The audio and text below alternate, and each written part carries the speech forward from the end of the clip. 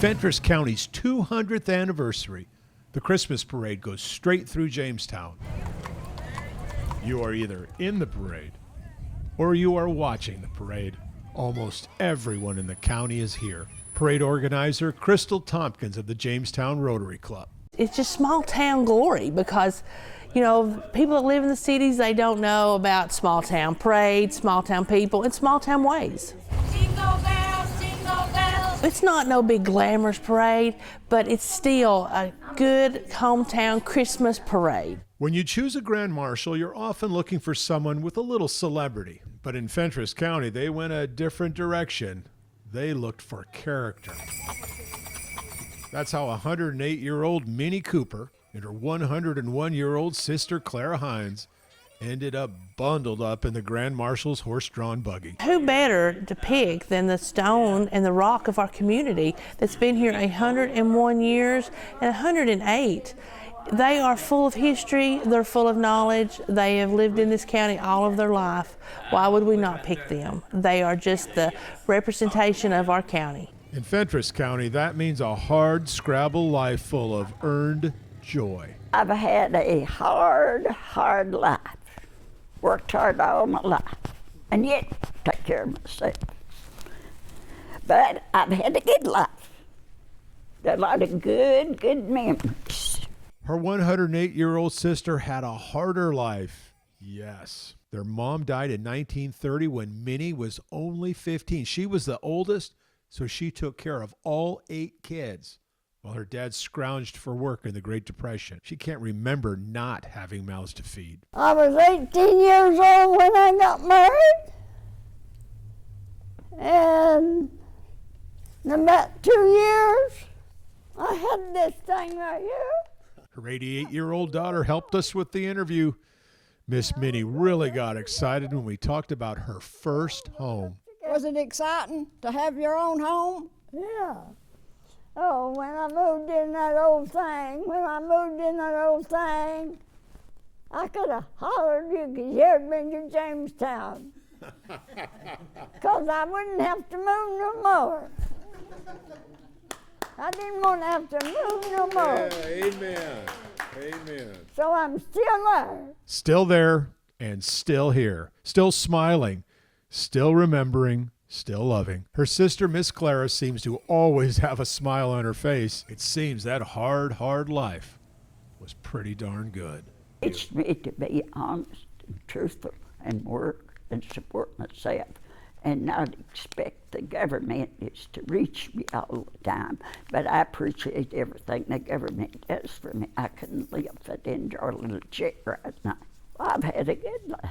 Miss Clara told me it's good being poor because poor people need God more than rich people. A little country wisdom from a wonderful lady.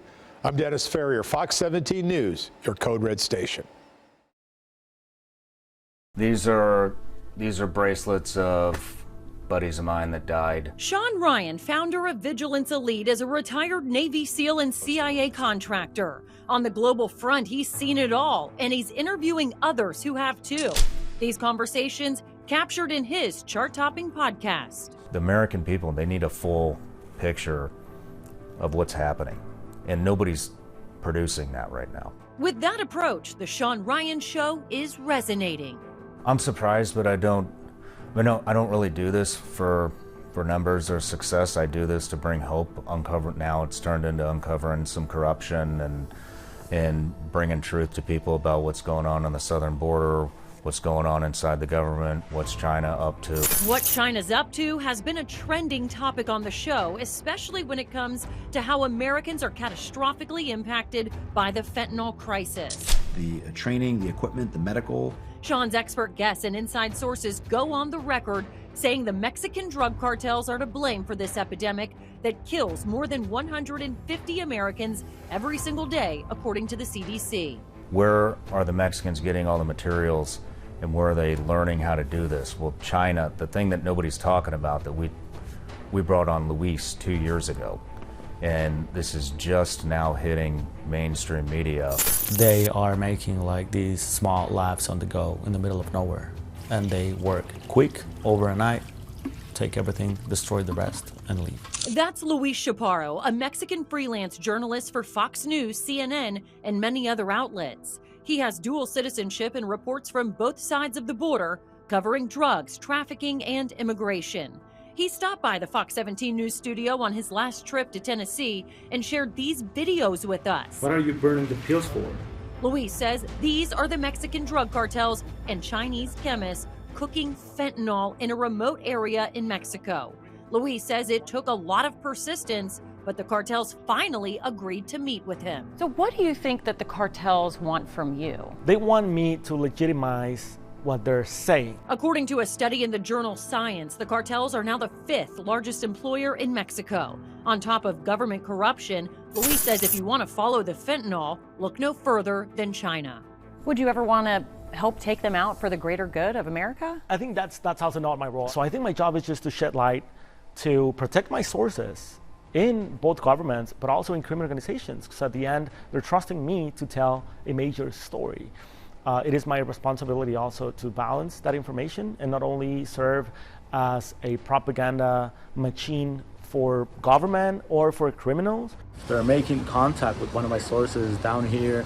He agreed to take me to one of these labs. Luis says he's maintained his relationship with some of the most violent criminal organizations in the world, though he admits covering the cartels has put his life in danger. Have they ever gotten violent with you? Yes, they have. They have several different times. A source of mine, he showed me a photo of how these guys put a $60K US dollars amount per my head. Nothing new to Luis. He says he's had a few close calls before. They tied my hands and feet, put me in the back of a truck, of the pickup truck. They put their feet like on top of me, on my chest, and they started driving off. He says Mexican authorities kidnapped him after he published a report exposing police corruption. And my mom called me on the phone, I answered, and she could hear them saying how they were gonna kill me, they were gonna chop my head off and put it in the back of my own car, and that's the way they wanted me to be found. Luckily, Luis says the Mexican police let him go. He's since moved to the U.S. and now reports predominantly for the American audience. As dangerous as this job is and the places it's taken you, why do you still do it? I feel I have a responsibility of telling these stories. I don't think there is a lot of people that can speak both languages good and that have the accesses to these criminal organizations, that have the means and the skills to write these stories in a humane way. Dude, they're getting ready to score. This is Tim Barker, the 3rd biggest player in the world for DraftKings. You're too early. Don't hedge yet. And this is Mike McClure, the full-time sports analyst and data scientist. Overtime is where underdogs go to die. These two are now in sync. They met each other playing pickleball at their apartment complex in downtown Nashville. We just had never met at that point, and oh, this must be the guy. And ever since, we went to breakfast the next morning and been betting on sports. They talk every day about the games they're placing bets on. I'm running 10,000 simulations on every game. McClure builds algorithms to determine the best outcome. I think it's all about just watching the game and knowing what the next play is going to be. And then Barker weighs in with his knowledge. Kind of my catalog of many years of watching the same team. To make the most calculated decisions. Barker says sports betting has become one of the fastest growing businesses in the world, making it a multi-billion-dollar platform. And people in Tennessee could legally start placing bets 2 years ago.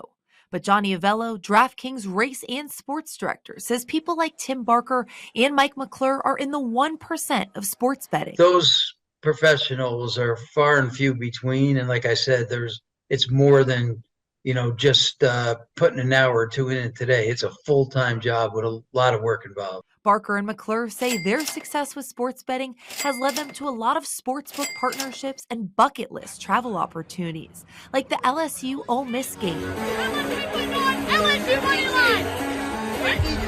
Or the LSU Alabama game, where Barker hit a 7-team parlay.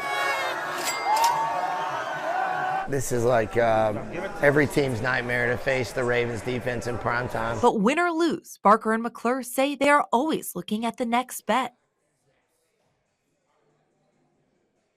These halls have been dark and empty here at Cumberland River Hospital since August of 2020. We spoke with patients today who say they'd have to travel at least 2 hours to the nearest trauma center. Amy Bowles loves living in the countryside of Salina. It seems easy living, just quiet, peaceful. But Bowles doesn't love the access to health care. I mean, the fact that you would have to either be life flighted or drive 2 hours to go to a trauma center like Vanderbilt, I mean, what kind of stress does that put on you? A lot of stress. I just recently had a grandson with RSV, and the nearest place they can go, of course, Nashville. That's why Johnny Presley says he's been working hard to reopen Cumberland River Hospital in Salina. This hospital first closed in March of 2019. Then Presley took over the facility and had it reopened in April of 2020. But he says he had to close the hospital in August of 2020 because it was getting too political. It was just a personal conflict, in my opinion, and just the fact that other hospitals were benefiting off of the closure of this hospital. So they were going to do whatever they could to keep from supporting this hospital. Presley says Clay County EMS refused to take patients to his hospital and instead would take patients to the hospital in Livingston, about 25 miles away. So we went to Clay County EMS to ask them about this and if they support the Cumberland River Hospital reopening. If you guys are in support of that or open to doing an interview with us. We were denied an interview, and the Clay County EMS director told Fox 17 News that they are an independent entity not affiliated with any particular medical facility, but people living in the area are concerned about their health care. I would love to see the hospital open back up to make it more accessible and affordable to get the care that they need. Presley says that he'd like to see this hospital reopen in the near future to save lives in Clay County. Reporting from Salina, I'm Caitlin Miller, Fox 17 News, your Code Red station.